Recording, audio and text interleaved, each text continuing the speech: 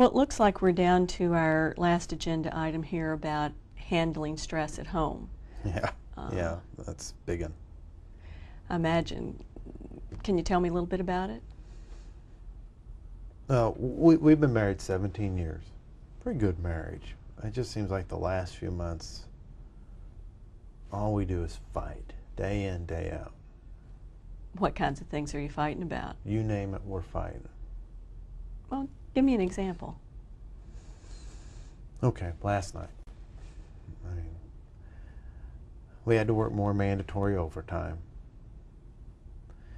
And so I got home, and she and I got into it, and it got hot and heavy, and we were screaming and yelling at each other. And I'd finally had enough, and so I grabbed a beer, and I just went down into the den and turned on TV and said, you know, forget you all. I'm not going to deal with you. You remember any of the thoughts that were going through your mind? I just know I felt horrible. So you felt bad. Yeah, that's really being bad. pretty clear. Yeah. Any thoughts? No. I don't know. You know, sometimes emotion can make it pretty hard Yeah. to get in touch with the thoughts, and one thing that sometimes is helpful is to put yourself back in the situation. Okay.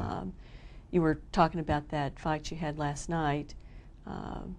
If we could have you sort of get into remembering as many details as you can about the situation, sort of rewind the videotape, and Okay. you know, we'll wind it back to, you know, driving in the driveway last night. Can Okay. you set the stage a little bit? Yeah, I already said it was dark. 7 o'clock before I got home. Pulled in the driveway. You know, see the lights were on in the house.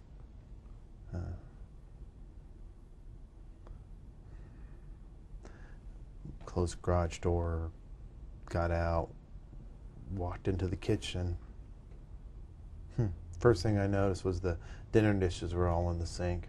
Missed dinner again. The kids were fed. They were off doing something. And she lit into me about, you know, you missed your son's game again. You know, you don't care about us. You don't care about him. Any thoughts that started up at that point?